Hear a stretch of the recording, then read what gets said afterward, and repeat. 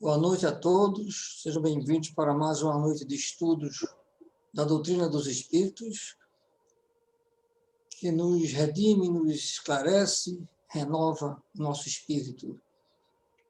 Estamos hoje com a 122ª palestra online e vamos pedir ao nosso irmão Douglas para que faça a prece de início.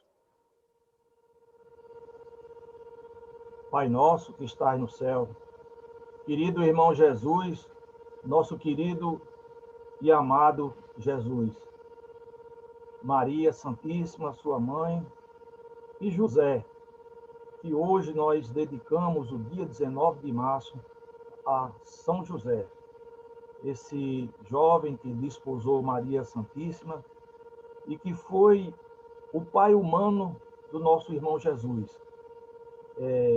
Um carpinteiro, um homem simples, que foi escolhido por Deus a ser o pai humano de nosso querido Jesus. Um homem de uma granditude imensa, de uma espiritualidade enorme, que acolheu com muito amor e a Maria e criou com todo carinho a Jesus, ensinando a ele todos os ofícios da carpintaria, levando a praticar a sua religião, que na época que eles eram, era a religião judaica. Então, pedimos a todos eles, em especial a José, a quem o dia de hoje é dedicado, dia 19 de março, que interceda por nós, nesse momento de pandemia da humanidade, para que possamos sair o mais breve possível dessa situação, dessa calamidade mundial, e que possamos, com a nossa fé, com as nossas orações, conseguir esse intento. Que a tua luz, que o teu amor, Senhor Jesus, esteja sempre conosco.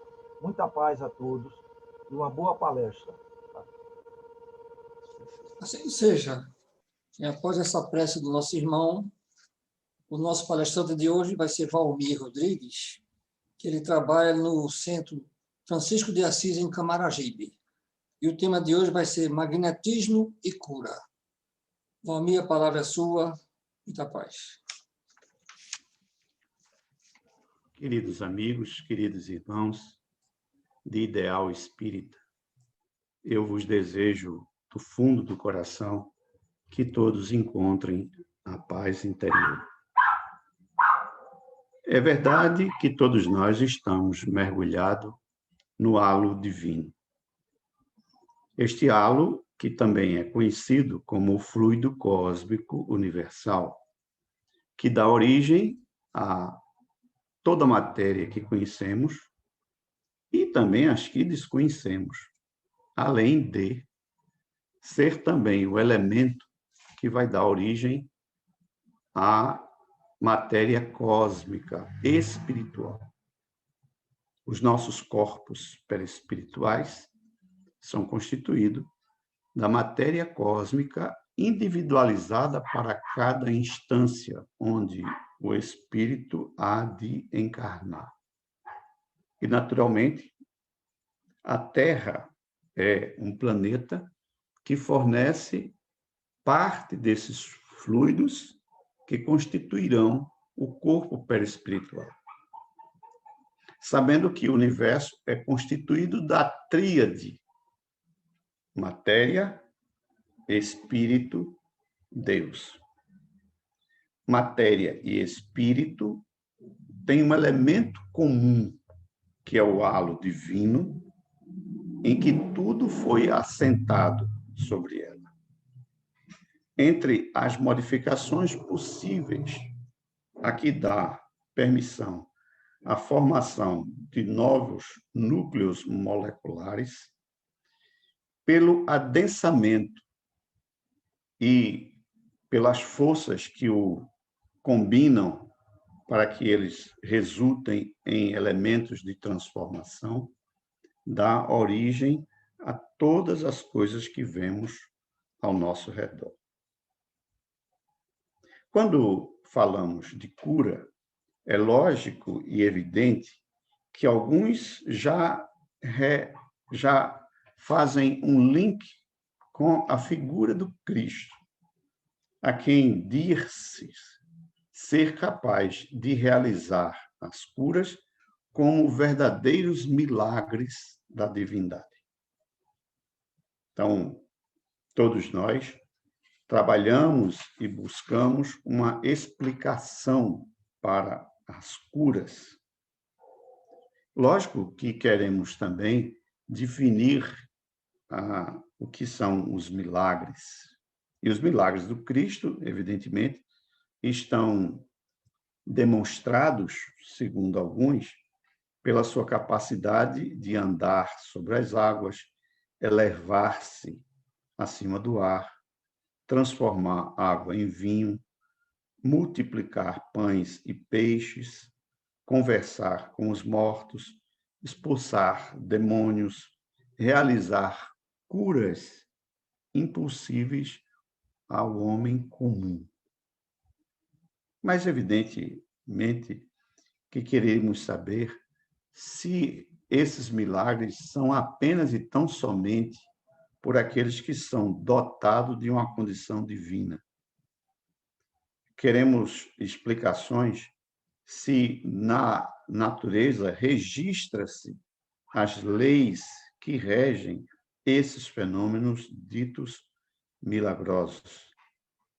O que pensava Kardec inicialmente sobre os fenômenos físicos, antes das explicações que os espíritos deram. E queríamos também inquirir a respeito da natureza do Cristo. E, finalmente, entender qual era a mensagem que o Cristo queria nos dar quando realizou as curas. E aí podemos perguntar: será que Deus faz milagres? Será que o Espiritismo encara esses fenômenos de maneira divinal e milagrosa? O que o Espiritismo tem a dizer? É lógico e evidente que, ao longo da história, muitos apresentaram a condição de realizar curas. E também de outros tantos fenômenos de ordem física. Certamente que esta condição não é dada senão a uns e a outros. Nem todos têm condição de realizá-las. Mas será que por isso há uma deturpação da lei que rege a natureza e lhes dá uma condição divinal para realizar estes milagres? Então, ao longo da nossa conversa de hoje, vamos tentar explicar alguns destes pontos, trazendo luz, é evidente, que nos foi fornecido através dos espíritos benfeitores que compõem a codificação espírita kardeciana. Vamos compreender sobremaneira esses fenômenos através do último livro do Pentateuco kardeciano, que é a Gênese, que foi publicado em 1º de janeiro do ano de 1868. Portanto, um pouco antes da morte física do nosso irmão Kardec, que volta para a espiritualidade em 1869. Quando a gente fala em voltar para a espiritualidade, a gente está falando de um processo de morte do corpo físico. E o primeiro milagre que a gente logo lembra, tá certo, do Cristo, né, é que ele ressuscitou pelo menos 3 mortes, segundo os registros, 3 mortos segundo os registros bíblicos. O mais famoso deles era de um seu amigo particular, que tinha o prazer de hospedá-lo cada vez que ele ia à casa de Lázaro, e suas duas irmãs, Maria e Marta, que o tratava sempre muito bem cada vez que ele lhes fazia visita. Pois quando da morte de Lázaro, enviaram elas um recado ao Cristo, tratando-se de uma urgência, para que ele pudesse, com a sua condição divinal, poder fazer o milagre de restaurar a vida de Lázaro. E é lógico e evidentemente que esse fenômeno entrou para os anais das escolas religiosas como sendo a de uma ação milagrosa de Deus que, enviando seu Filho aos homens, podia realizar coisas que não estavam ao alcance dos homens. Entretanto, é preciso ter esta visão um pouco mais ampla para poder melhor compreender os fenômenos, de sorte a assimilá-los como sendo algo que está em a natureza espiritual. E o Espiritismo, sendo ela de origem cristã, dá um passo mais adiante, além do fenômeno da morte. E, nos seus preceitos, prega o fato de que os espíritos são forças atuantes da natureza. E, como forças da natureza, possui esta capacidade que lhes dá o magnetismo, que é a capacidade de fazer que o elemento fundamental que está presente em todo o universo, que chamamos aqui fluido cósmico, possa ser, sob a injunção destas forças magnéticas administradas por inteligências espirituais, possam sofrer alterações e, evidentemente, causar fenômenos que não são conhecidos pela ciência oficial, uma vez que ela trabalha e manipula matérias-primas que estão no campo do ponderável, daquilo que é visível, capaz de ser pesado e medido. Para os espíritos, entretanto, outras são as matérias a que eles dão ensejo de atuarem sobre as suas forças de origem magnética espiritual. Esclarecendo um pouco melhor. Todos nós, enquanto espíritos, mesmo enquanto estamos encarnados, ao pensarmos, emitimos flutuações de ordem elétrica, magnética e eletroquímica. Essas flutuações criam campos magnéticos ao nosso redor. Há pessoas sensitivas capazes de perceberem estas flutuações. Para nós espíritas, os chamamos de médiums. E médiums em graus e graus diferenciados. Kardec chega a mencionar pelo menos 52 modalidades de mediunidade diferentes ao longo da codificação, em especial no livro dos médiuns. Então, uma dessas flutuações capazes de serem geradas pelo pensamento pode ser captada por outra criatura telepaticamente, de sorte a se deixar influenciar pelo pensamento do outro.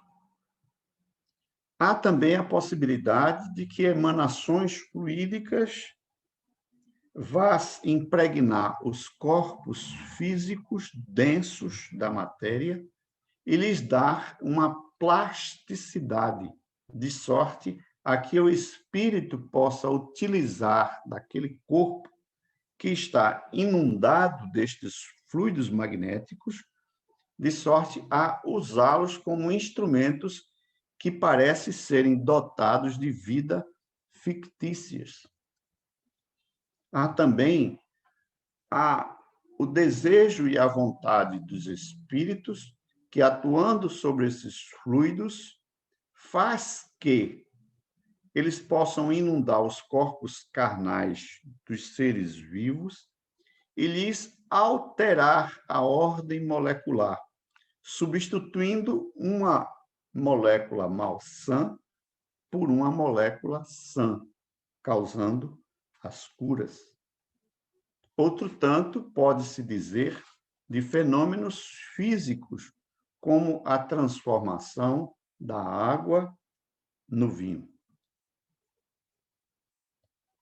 Sabe-se também que há materializações como fenômenos de transporte e como fenômenos de geração de densidade de corpos que podem se tornar palpáveis, tangíveis aos nossos sentidos.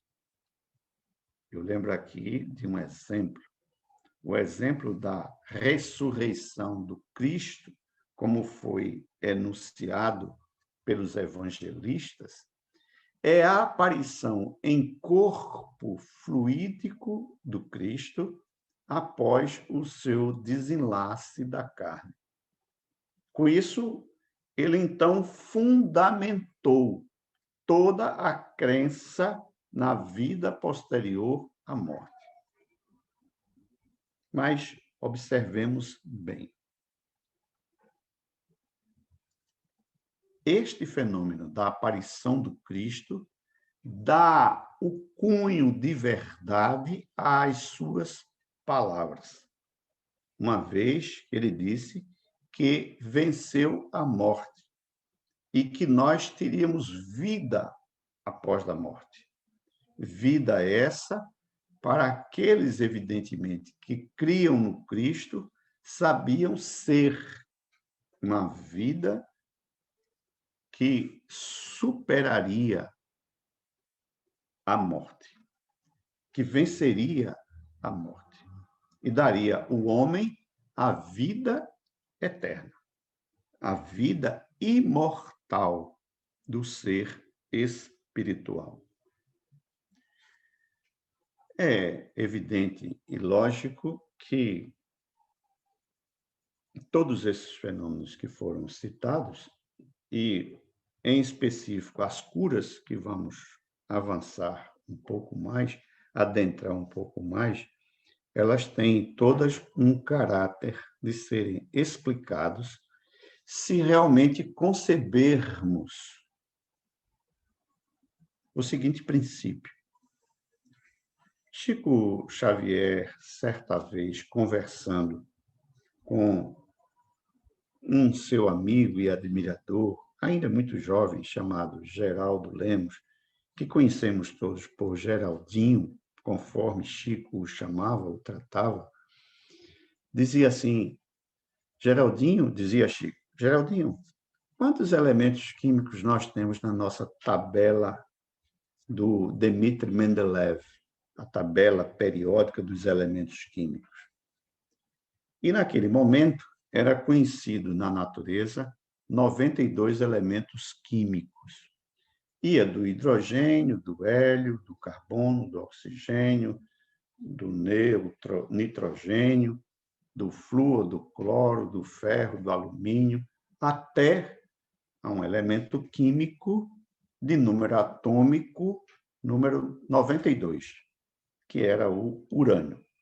Estes são os elementos que, tecnicamente, encontramos na natureza e catalogamos em uma tabela periódica conhecida por tabela periódica de Mendeleev. Pois bem, a ciência atual já conseguiu sintetizar outros elementos com outros números atômicos, ou seja, o número de cargas positivas que conhecemos como os prótons, que constitui o núcleo atômico. Esses elementos, chamados transurânicos, já chega aí em 118, 119 elementos aproximadamente, tirando os 92, que são de ordem natural, os restantes, até atingirmos 119, são de ordem não natural, porque são da confecção dos homens. Entretanto, Chico, falando a respeito desta tabela, diz que em Júpiter, os espíritos que lá habitam, sendo mais evoluídos do que nós, têm na sua tabela periódica 450 elementos. Ora, o que isso dá a ele que nós não temos? É que o conhecimento deles avançaram a conhecer muitos outros elementos que ainda agora desconhecemos. E também desconhecemos as suas propriedades, de que maneira eles reagem, quais os efeitos patentes, de forma a agrupar-se na tabela de acordo com as suas características homólogas umas aos outros. Então, esses elementos químicos e, naturalmente, a manipulação deles pode ser realizadas até por energias espirituais que estão presentes na nossa capacidade espiritual de pensar. No capítulo 13º do livro A Gênese, Kardec inicia este capítulo fazendo uma explanação etimológica da palavra milagre. Ele diz, vim do latim mirare, significando uma coisa que é admirável, que é extraordinária, que é surpreendente. A Academia de Ciência definiu-a deste modo: um ato do poder divino contrário às leis da natureza conhecidas. Então, pelo sentido teológico com que conhecemos e admitimos o milagre, entendemos que ele ser um ato do poder divino contrário às leis da natureza. Então, para que ele seja um ato extraordinário, é lógico e evidentemente, ele está em contraposição ao que conhecemos da natureza. Mas o que a gente propaga dentro do Espiritismo é que está fora do conhecimento da ciência como ela aqui está no momento, mas não está fora da natureza com a ciência que se faz nessas orbes onde mais evoluído é o conhecimento espiritual.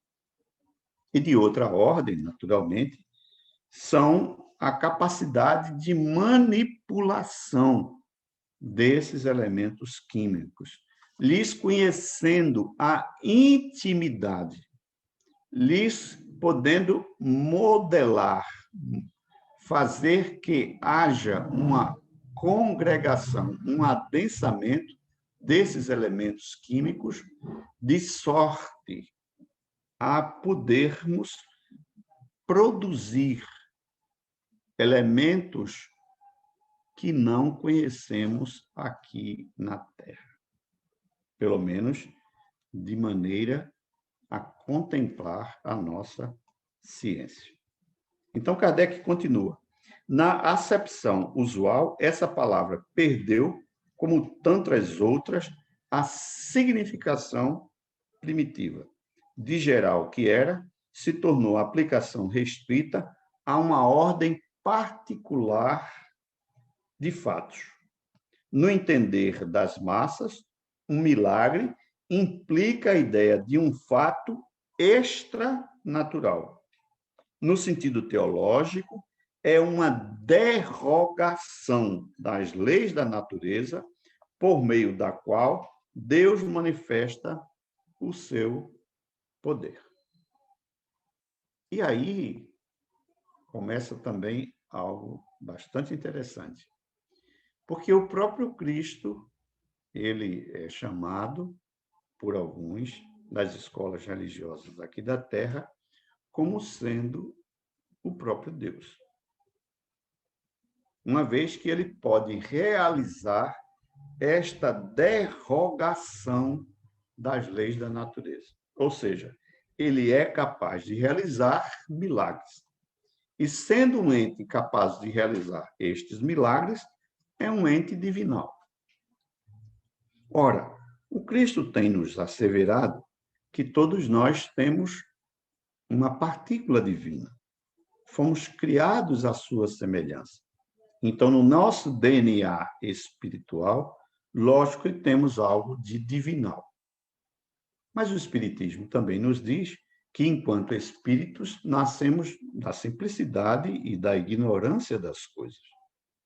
Que, à medida que vamos evoluindo, outras são as perspectivas e as concepções de vida, de sorte a galgarmos pelo progresso lento e gradual que realizamos na encarnação e no nosso retorno à erraticidade do espírito, podermos avançarmos ao ponto de conhecer outras leis que regem a natureza, mas que ainda fogem à nossa ciência oficial. Outros são os elementos químicos sobre os quais podemos, enquanto espírito, nos debruçarmos, se assim o conhecermos e se assim o quisermos. Nesse sentido, então, não há exatamente um milagre. Mas é interessante porque o Espiritismo também vem dizer a seu turno que ele vem fazer o que cada ciência fez no seu advento, revelar novas leis e explicar, consequentemente, os fenômenos compreendidos na alçada dessas leis. Observe, o Espiritismo vem nos lançar luz após a morte. É lógico e evidente que todas as escolas religiosas fazem suposições a respeito do que virá. Eu não preciso aqui denegrir nenhuma das nossas escolas religiosas quando digo que, para elas, a morte é um obstáculo para se avançar ao que vem após a morte. Visto que, muitas vezes, cada uma dessas escolas são eivadas de uma concepção errônea a respeito do que ocorre após a morte. E algumas delas negam, inclusive, o mundo espiritual, como nós, espíritas, o professamos.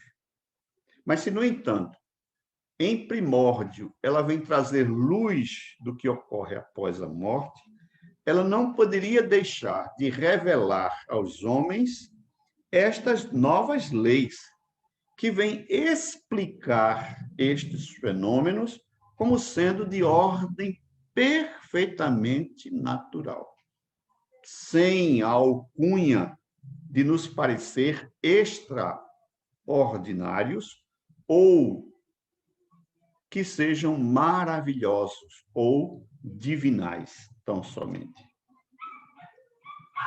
Esses fenômenos, é certo, se prende à existência dos espíritos e à intervenção deles no mundo material. E isso é, dizem, o que consiste o sobrenatural. Mas então fora necessário se provasse que os espíritos de suas manifestações são contrárias às leis da natureza, que aí não há, nem pode haver, a ação de muitas destas leis. Então, para o Espiritismo, evidentemente, fazendo luz o que ocorre no mundo espiritual, vem nos revelar estas leis, vem nos asseverar que existem outras ordens de materiais por nós não perceptíveis, não ponderáveis, que não ferem os nossos 5 sentidos de direção da vida, que a própria ciência não os ponderou, nem os detectou. Em curso, na ciência atual, a ideia de que existe uma matéria negra que não se sabe explicar ainda totalmente a origem, mas que ocupa espaço de 75% do universo, restando 25% a matéria-prima tangível que fere os nossos sentidos a partir do próprio fenômeno ocular, que é palpável do ponto de vista da ciência física, mas que não é detectado por nenhum instrumento humano. Entretanto, sabe-se dos seus efeitos e da sua presença. É bom recordar que, por volta do ano de 1900, aproximadamente, início do século XX, a grande discussão da ciência era a respeito da existência ou não do éter, que era uma matéria-prima que preenchia os espaços entre os corpos celestiais. Alguns chamavam de vácuo. E o vácuo subentende-se a ideia de a inexistência da matéria. Entretanto, alguns fenômenos, sobremaneira aqueles do espectro luminoso, detectado pelo espectrômetro de massa, diria que há uma matéria que não se sabe de que ordem é, a que eles denominavam de éter, e que permitiria, por sua vez, a sua existência, a possibilidade da modulação de ondas eletromagnéticas, como a luz, por exemplo, que faria com que ela pudesse se transferir do Sol até a Terra. E que, evidentemente, daria um elemento comum de ligação a todos os corpos celestiais que conhecíamos até então. Assim, podemos entender que o Espiritismo retira da condição de algo sobrenatural o fato de alguns espíritos poderem manipularem esses elementos. Mas também aqui no capítulo 13, no item 15, Kardec faz uma pergunta sintomática. E Deus? Será que Deus faz milagres? Será que Deus faz uma derrocada das suas leis que regem a natureza para provar aos homens que é capaz de fazer esta derrocada? Então, os espíritos que assessoravam Kardec pediram que fosse escrito da seguinte maneira: quanto aos milagres propriamente ditos, Deus, visto que nada lhe é impossível, pode fazê-los. Mas será que ele o faz? Ou, por outras palavras, derroga as leis que dele próprio emanaram? não cabe ao homem prejulgar os atos da divindade em face das coisas divinas. Temos, para critério do nosso juízo, os atributos mesmos de Deus. Ao poder soberano, reúne ele a soberana sabedoria, donde se deve concluir que não faz coisa alguma inútil. O que seria, então, coisas inúteis? Veja, se Deus, para dizer que era Deus, tivesse que realizar um fenômeno, derrogaria a ele uma lei conhecida. Mas se ele derrogasse a lei, era mais ou menos como um grande artesão, que, tendo feito um instrumento perfeito, só para dizer que era um gênio, quebrasse, né, aquele instrumento da perfeição da sua criação. Só para dizer a quem o observava que ele o fez e ele desmanchou. Fica certamente desconexo para uma razão lógica que pudesse atuar ele nos dois sentidos, para construir e para destruir. Ora, o Criador divino é o construtor do universo. A gente nunca o teve como destruidor do universo. Embora a ação do desmonte das coisas é perfeitamente natural, porque estamos todos em processo de construção, mas não de destruição. Embora que na natureza as coisas se decomponham para se recompor e, ao fazê-las, evidentemente, ganham mais complexidade, avançam sobre o estigma do progresso.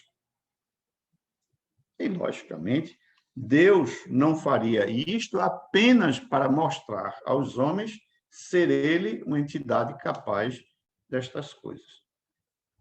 Não teria sentido que, sendo o homem uma criação divina que já conhecesse todos os homens, estivesse ele sempre a se colocar como alguém que pudesse mostrar-se aos homens desta maneira. Entretanto, para nós, necessário descermos um pouco na compreensão a respeito dos fluidos cósmicos, dos fluidos universais.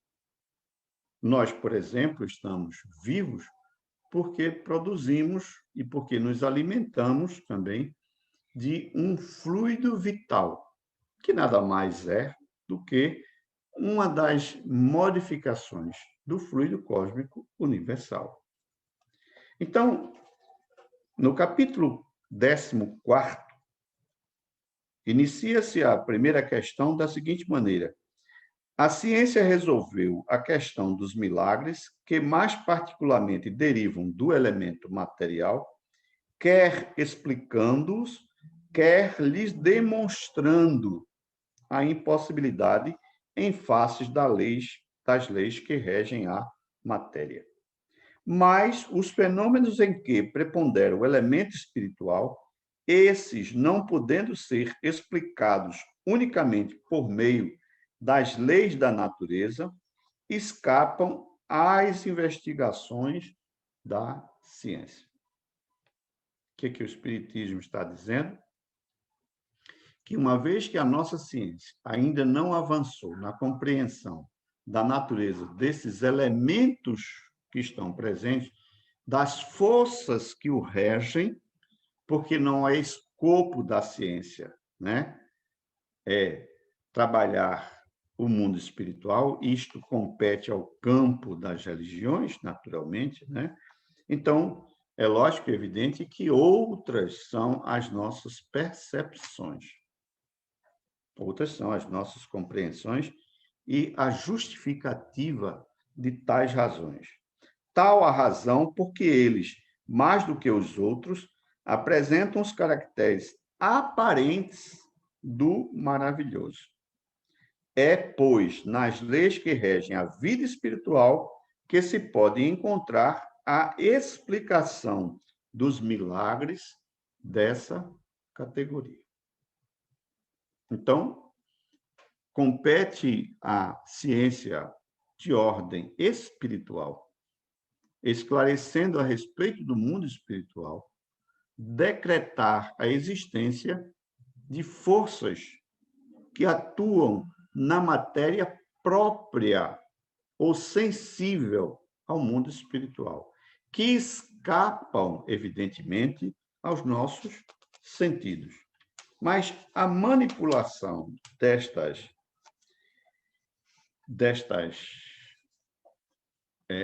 ordem escapam, como eu já disse, aos nossos instrumentos. Os elementos fluídicos do mundo espiritual escapam aos nossos instrumentos de análise e à percepção dos nossos sentidos, feitos para perceberem a matéria tangível e não a matéria etérea. Alguns há pertencentes a um meio diverso a tal ponto do nosso, que deles só podemos fazer ideia mediante comparações tão imperfeitas como aquelas mediante as quais um cego de nascença procura fazer ideia da teoria das cores. Vejam que comparação fazem os nossos irmãos espirituais, esclarecendo a respeito da insensibilidade pelos sentidos que nós temos e pelo conhecimento atual da ciência, que ainda não foi capaz de adentrar neste novo campo, nesta nova seara, digamos assim, perceptível, manipulável e perfeitamente natural das coisas do mundo espiritual. O nosso perispírito, ele é formado também desta matéria cósmica.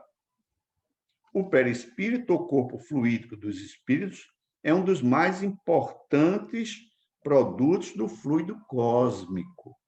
É uma condensação desse fluido em torno de um foco de inteligência que conhecemos por alma ou espírito. Já vimos que também o corpo carnal tem seu princípio de origem neste mesmo fluido condensado e transformado em matéria tangível. No perispírito, a transformação molecular se opera diferentemente, porquanto o fluido conserva a sua imponderabilidade e as suas qualidades etéreas. O corpo perispírito e o corpo carnal têm, pois, origem no mesmo elemento primitivo. Ambos são matérias, ainda que em dois estados diferentes. Então, o que ele está dizendo com isso? O nosso corpo físico, o nosso corpo espiritual, que aqui chamamos de perispírito, peri é uma palavra que sugere em torno de, na proximidade de, perto de. Então, perispírito é aquilo que está próximo ao espírito. É aquilo que veste o espírito, evidentemente. O espírito é esse ser pensante, mas ele é revestido de uma matéria. Esta matéria, evidentemente, que tem a mesma origem da matéria que constitui a nossa carne física, nosso corpo físico. Então, estes fluidos serem manipulados de sorte a causar alterações também no corpo físico. O que nos dá, então, a possibilidade de que, sendo o espírito de uma ordem superior, conhecedor e capaz de manipular essas energias espirituais, estes fluidos espirituais, pelo seu magnetismo, que é direcionado através da sua vontade, fazer que haja uma alteração na nossa condição física. Os nossos passes magnéticos que damos nas casas espíritas têm este teor, lembrando, en passant, que são de 3 ordens estas energias manipuladas através do passe. Ela pode ser de caráter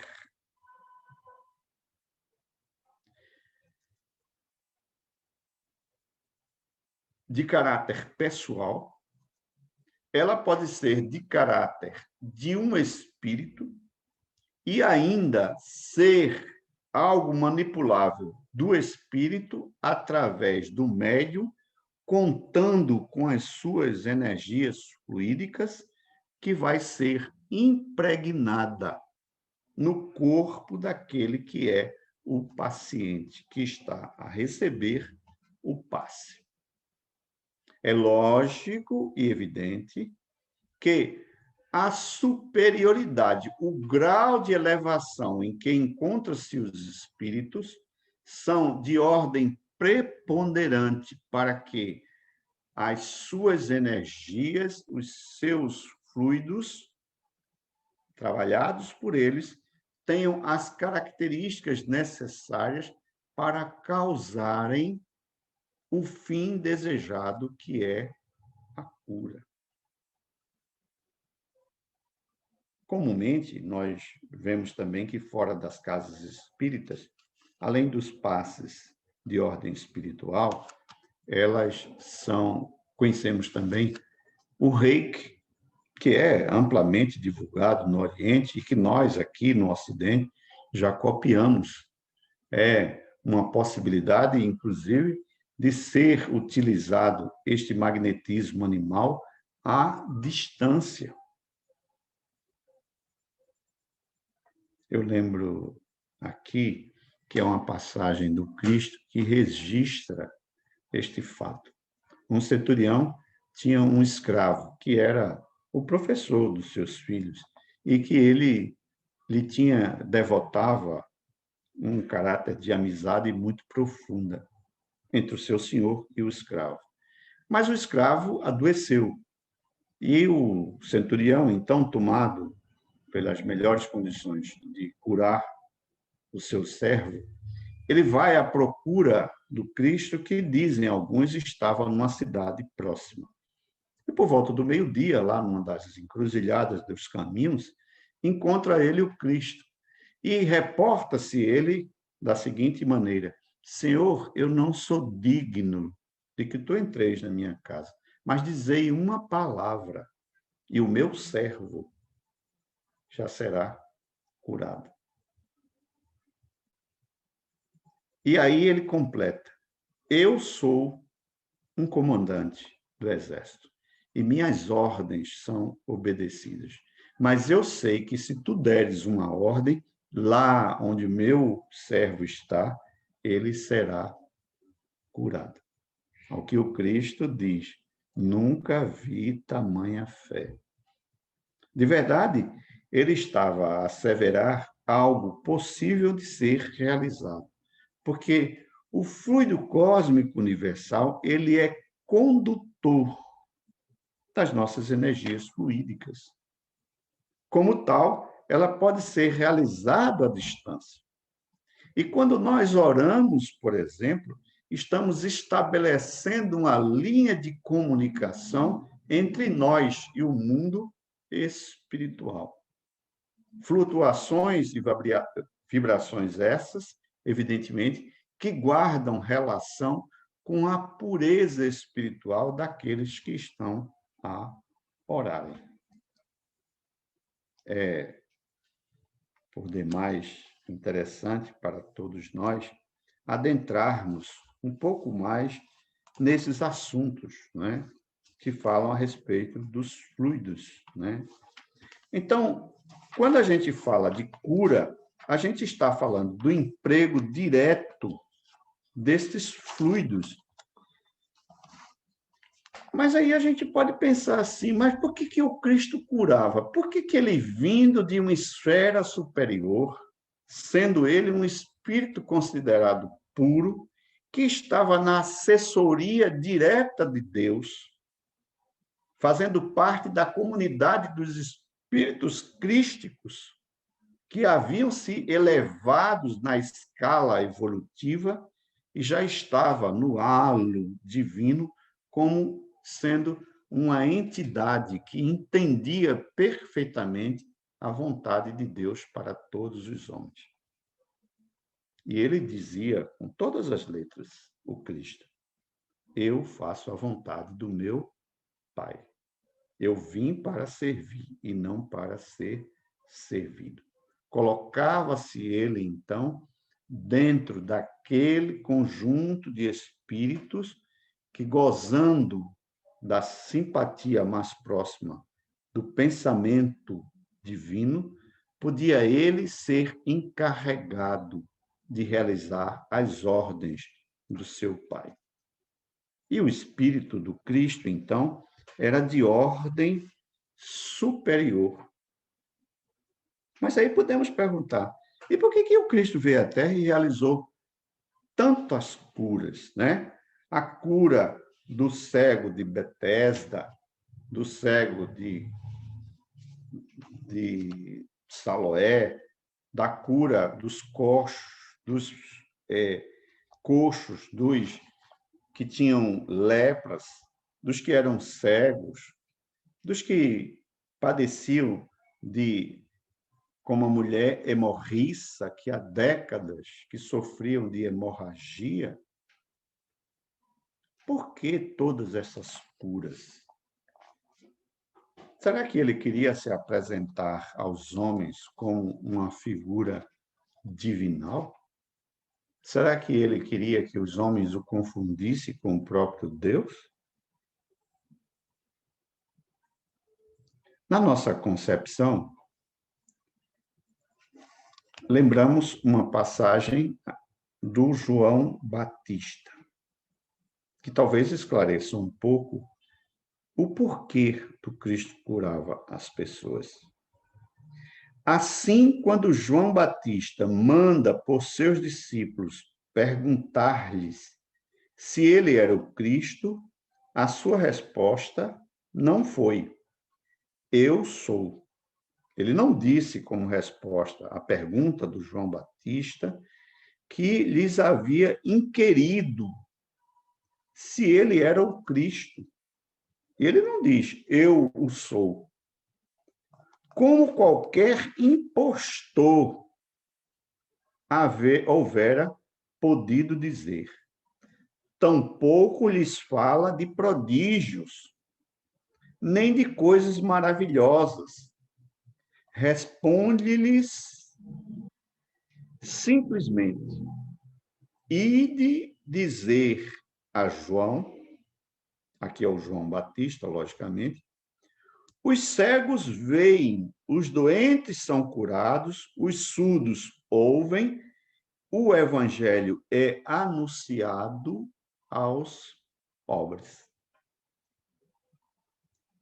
O mesmo era que dizer, reconhecei-me pelas minhas obras, julgai da árvore pelo fruto. Porquanto era esse o verdadeiro caráter da missão divina. Fazer-se reconhecido pelos frutos que a sua árvore divinal estava a semear na terra. Eu queria lembrar aqui uma coisa bastante interessante. No nosso trânsito diário para ir e vir ao trabalho, nos locomovermos de um modo geral, quando a gente vê uma criatura acidentada, a gente até estica o pescoço para poder ver melhor. Chama a atenção, quanto mais dramático e desastroso o acidente, mais a gente se comove e mais se sente atraído. Se para algo tão tétrico é atraída a nossa atenção, como não dizer também que o contrário é verdade? Imagine vocês se alguém fosse um apóstolo, pudesse colocar a mão sobre o ombro do Cristo, que realizava tantas curas, e poder dizer assim, este é o meu amigo, ele é o cara, ele é o que realiza aquelas coisas todas. Aliás, eu vou até perguntar, será que você não tem uma dorzinha aí que eu possa lhe curar? Eu lhe apresento meu amigo aqui, ele é capaz de curar todas as dores. Ele é capaz de fazer que se restaure aquilo que a gente chama de saúde e a própria vida, como é o caso da filha de Jairo, como é o caso também do Lázaro. Mas, evidentemente, que não era com o fim de apenas realizar tão somente as curas a razão da sua vida, mas é que ele sabia e entendia o quanto os homens eram atraídos por esses fatos. Ora, alguém estava numa sinagoga já há anos, e ali estava, evidentemente, cego. Aí, depois que aquela criatura era curada da sua cegueira, saía gritando aos quatro ventos aquela obra, o que causava, naturalmente, um estado de insatisfação, porque muitas vezes o Cristo fazia questão de curar num dia de sábado, visto que os preceitos religiosos de então proibiam que o homem realizasse tais coisas num dia de sábado. Ao que, dentre outros preceitos, ele também os fez notar como sendo absurdos e antiquados para os novos tempos que viriam. Então, meus amigos, nós vamos encerrar. Eu não sei se ainda há oportunidade para que haja algumas perguntas, mas, dentro da minha limitada compreensão dos fatos, ficarei feliz em poder satisfazer a curiosidade de alguns. Por favor, se alguém deseja realizar alguma pergunta. Bom, Valmir, é muito esclarecedora a sua explanação, nos trazendo esses fenômenos científicos que fazem parte da doutrina e realmente causa até uma certa curiosidade, porque é um assunto pouco ventilado, a parte científica, né, em si. Mas muito boa a sua apresentação, realmente é um assunto dinâmico, é um assunto que nos dá curiosidade, porque é algo diferente da filosofia e da própria religião em si, né? Uhum. Mas, Valmir, nós estamos agradecidos, sempre acolhendo você da melhor forma e queremos que você, por favor, faça a nossa prece de encerramento. Antes que fechemos nossa participação, eu gostaria novamente de agradecer a oportunidade, sabendo que todos nós somos criaturas carentes de novas luzes e compreensão. Sábio é o homem que muda de opinião a todo instante, porque ele incorpora novos valores. Ele se abre ao novo e incorpora algo de bom que chegou até ele através desta novidade. O ignorante é aquele ser que se crê abastecido e impossível de captar novos conhecimentos. Vamos orar. Querido Deus, Pai de infinita bondade e misericórdia, somos gratos a Ti pela oportunidade de estarmos todos, nesse momento, a aprendermos uns com os outros, a nos fazer cada vez mais depositário dessas novas luzes de compreensão a respeito da Tua obra infinita e infindável, visto que o universo se expande e o homem compreende que vários são os planos do universo ou dos universos que possamos imaginar. Dentro deste escopo, vos rogamos que seja-nos concedido a presença dos bons espíritos, que na condição de espíritos protetores, de espíritos anjos de guarda, nos forneça a orientação e a assistência necessária para que cada vez mais amadureçamos o nosso pensamento em direção à compreensão da nossa realidade física, mas sobremaneira da nossa realidade espiritual. Visto que estamos aqui só de passagem, pouco significativo ou pouca significação devemos dar aos empecilhos que nos traz naturalmente a carne, e pensarmos sempre nos tesouros a serem adquiridos no mundo espiritual. São as virtudes que ornam o nosso espírito que nos dão o grau de evolução a que estamos nós a transitarmos. E que quanto mais purificamos os nossos pensamentos e sentimentos, mais claramente vemos a tua justiça que paira sobre todas as coisas. Razão por que pedimos, limpa as nossas vistas espirituais, para que possamos cada vez mais nos deixarmos maravilhar pela harmonia e pela grandeza com que fizeste todas as coisas. Que a paz e a luz que nos desejou o Mestre Jesus esteja sempre em nossos corações. Que assim seja. Que assim seja. Estamos agradecidos, Valmir, e agradecemos a todos que participaram desse encontro, pedindo àqueles que estão em tratamento que mantenham-se em harmonia para o período de 9 às 9h30, no segunda etapa dos trabalhos. Uma boa noite a todos. Até amanhã, se Deus quiser. Boa noite. Boa noite. Muito obrigado.